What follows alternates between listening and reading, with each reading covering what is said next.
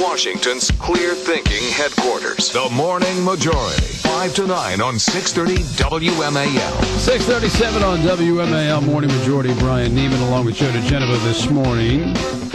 Good friend Matt Lewis joins us now, senior contributor at the Daily Caller, who was up last night watching the riveting 2011, for the 2012 election, of course, but the 2011 Republican debate. Morning, Matt.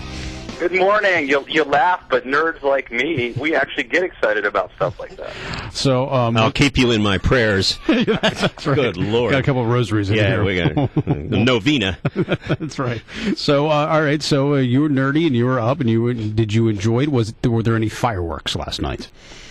I don't think there were fireworks. It was fun. I think this is like a boxing match, right, or a football game, and so you need to get that first hit before at some point, and then you start playing. And I think last night was at least the opening salvo to this race. I don't know if there were any fireworks, but I do think there were a few impressive moments, and I think Herman Cain actually had most of them. Yes, Herman Cain. Joe's wife's been telling us that all morning long. That's right. Herman Cain. Now, you wrote that yesterday at a piece in the Daily Caller. I saw you said that Herman Cain stands to gain the most from this debate, and you think he did. Yeah, I actually predicted this, and mainly because I've been following. Most people don't know who Herman Cain is, ex-Godfather CEO. But most people don't know who he is. But if you knew Herman Cain, if you've heard him speak before, then you knew that this opportunity was ripe for him. And the fact that a lot of candidates like Romney kind of set this one out gave Cain an opportunity to be elevated to sort of being part of the top tier last night. It was, I think Gary Johnson and Ron Paul were, sort of seen as backbenchers probably. And then you had a couple others, Tim Pawlenty and Herman Cain. And I mean, when they first went around, the first time you even heard Herman Cain's voice, you knew he just has this amazing. He'd be great on radio, I'm sure. And right. As soon as he spoke, you're like, okay, now it's game on. Now, the other guys that they had on there, Ron Paul and Gary Johnson, especially more libertarian. And, the Republicans have been talking about the economy and domestic issues for so long, and then all of a sudden bin Laden is found and killed, and a lot of the focus last night was on national security. I'm wondering how that worked out, especially with the more libertarian Paul and Johnson, who essentially want to get out. They're not into waterboarding, that kind of deal. Right. Well, here's the thing. I mean, Ron Paul ran last time, of course, and what would happen is he would always be outnumbered. So he would say we should get out of Iraq, and then he would be ganged up on by, Rudy Giuliani and John McCain right. and Mike Huckabee and everybody else. And I actually thought that having two libertarians in the mix might help them, that they could sort of tag team and say, I think Governor Johnson's right, and let me explain why. But it really didn't happen. Clearly, they're not working together, so I don't really think there was a big benefit for those who espouse a humble foreign policy. Listen, as Ron Paul says, there's only room for one libertarian in this race, and it ain't Johnson. I mean, this is. I don't think Ron Paul likes Johnson, and I think Johnson appears to be, and apparently is, a flake of the first order. And I think for Paul, it actually looks good to have a guy like Johnson in there. It might be, and there was that one moment where Johnson was kind of very wimpishly complaining that he wasn't getting asked enough. There are no questions for me. Give me a break. But he was a very popular governor from New Mexico for two terms. And that's absolutely right. And it does show that just because you're a popular governor doesn't mean you can be a presidential candidate. That's very true. All right. The conventional wisdom, Matt, though, is that, okay, we had Tim Pawlenty, we had Santorum and Cain and Paul and Gary Johnson. Pawlenty is really the only one that has a legitimate chance of winning this thing when all is said and done. Did he?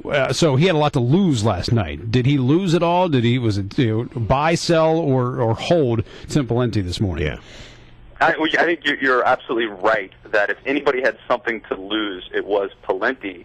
And the fact that he didn't lose, I think, is tantamount to a victory. He survived last night. I don't think he wowed anybody. I don't think he knocked anybody's socks off. But he made it through the debate. I think he acquitted himself well, and so I think he lives to fight another day. And now he has a little bit more experience and a little bit more exposure. Right. Now, the reaction to the presidents and bin Laden, and like I said, that came up a lot last night. Were there any back and forth, especially with the enhanced interrogation questions? Not really. There were a couple instances I think worth noting. And by the way, there weren't a lot of back and forths I think that was a mistake. I think somebody could have interrupted last night. Somebody could have picked a fight with another candidate. That would have been a smart move, but it didn't happen. But in terms of enhanced interrogation, two things, really. Number one, clearly Rick Santorum, the former Pennsylvania senator, did not want to give Barack Obama any credit or very little credit for capturing bin Laden. Right. In Santorum's world, George Bush killed Osama bin Laden. Right. The other thing that happened, which I really don't like, is this trend of saying, raise your hand. Anybody on stage who thinks we should show the photo, raise your hand. Anybody who thinks it's moronic. Enhanced interrogation. You know what it is? The two libertarians were the standouts there, but I hate that line of questioning. It's sophomoric, and it's an embarrassment to the journalists who use it. It is so childish. They should know better, and that type of stuff really has no place. They degrade the debate by doing. What do you want to say? Pull your pants down if you no, but raise your hand. I mean, give me a break. I agree. Raise your hand, for heaven's sake. I think it discourages any sort of debate. It's like an underarm deodorant commercial. Raise your hand. Yeah, well, it worked there. All right, so really, essentially what you're saying is Herman Cain was somewhat impressive. Pawlenty made no mistakes, and, Gary Johnson was whining a little bit that he wasn't getting enough questions. Santorum doesn't like the president, and Ron Paul was just Ron Paul. That's right, but I think here's a couple of big takeaways. One, I do say, other than the raise your hand stuff, Fox News did a great job of asking very tough questions of these Republicans. Yeah, it was good. And secondly, I would say, look, Herman Cain could catch fire. I'm not saying he's going to win the nomination, but the way that Mike Huckabee went from being a nobody to being essentially a top-tier candidate, if there's another debate like this where Romney and others don't show up, Herman Cain last night was about 70%. He actually was not firing on all four cylinders.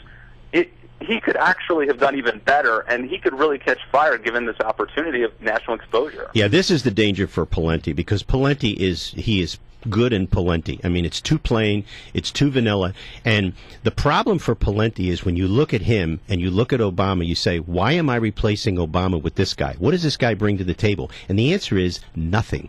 Pawlenty is a nobody at this point. Herman Cain is a guy who, you're absolutely right, because he doesn't have anything to lose. I mean, the guy survived 3 bouts with cancer. I mean, it's an unbelievable story.